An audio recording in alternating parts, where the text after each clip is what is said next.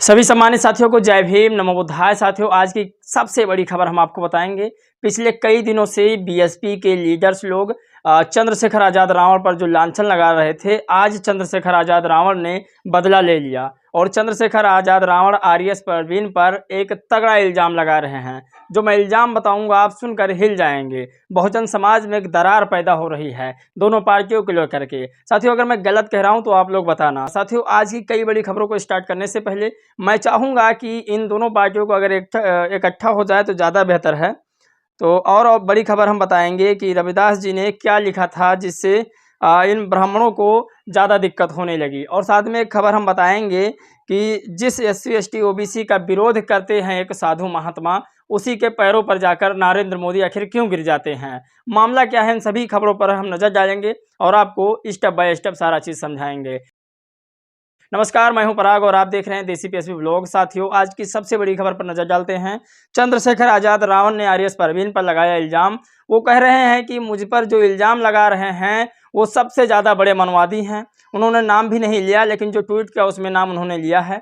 और पहले जब नाम नहीं लिया तो वो कह रहे थे कि वो जो मुझ पर इल्ज़ाम लगाते हैं वो सबसे बड़े मनवादी हैं। उनका चेहरा देखिए, उनके माथे पर चंदन देखिए, उनके माथे पर जो तिलक लग रहा है वो लगता है कि मनवादी विचारधारा का ही लोग हैं। वो सिर्फ पैसा कमाने के लिए ही बहुजन समाज को इस्तेमाल कर रहे हैं।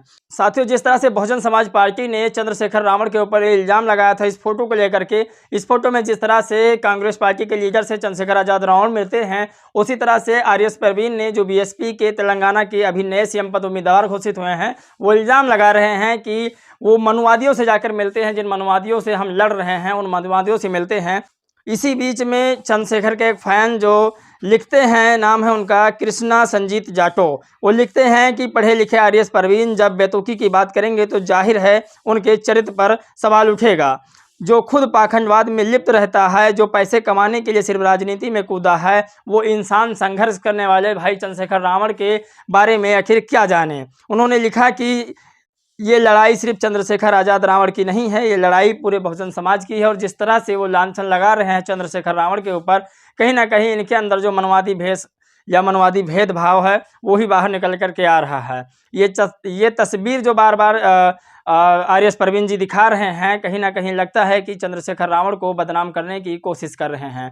हम आपको एक सबसे बड़ी खबर बताते हैं। SC ST और OBC लोगों का जो साधु विरोध करता है, जो मारने की बात करता है, उनके चरणों में जाके देश के प्रधानमंत्री गिर पड़ते हैं। मामला आखिर क्या समझाते हैं। जो व्यक्ति SC ST OBC को रात दिन गाली देता है, मनुवाद का प्रचार करेगा, नरेंद्र मोदी उसको पद्म विभूषण देंगे। जो दलित पिछड़े आरक्षण का विरोध करेगा, मारेगा और कहेगा मरे मुलायम काशी राम का नारा लगाएगा, भाजपा उसे अपने कंधे पर बैठाकर घुमाएगी। आसाराम से लेकर रामभद्रा तक इस सभी दुनिया में जितने भी लतखोर पाखंडी लोग हैं सब मोदी के भगवान हैं। साथियों, ये लिखने वाले हैं प्रियांशु कुशवाहा जी। साथियों, ऐसी बहुत सारी खबरें हैं जो हम आपको बताना चाहते हैं। एक खबर जो हमारे संत रविदास जी की लिखी हुई है, जीवन चरित दिवस का मेला, बाभन झूठा वेद भी झूठा, झूठा ब्रह्म अकेला रे, मंदिर भीतर मूर्ति बैठी पूजत बाभन चेला रे, लड्डू भोग चढ़ावत जनता मूर्ति के ढिंग केला रे, पत्थर मूर्ति कछु न खाती खाते बाभन चेला रे,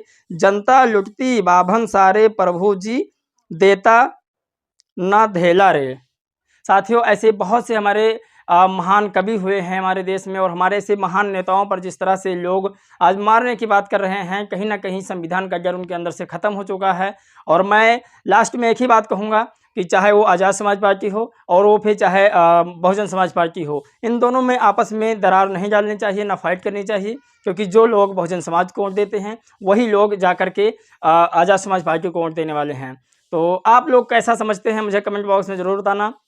ये छोटा सा प्रयास अगर आप लोगों को कैसा लगा है तो जय भीम जरूर लिखिएगा। और साथियों, इस वीडियो में बस इतना ही। मिलेंगे दूसरे वीडियो में, तब तक के लिए जय भीम, नमो बुद्धाय।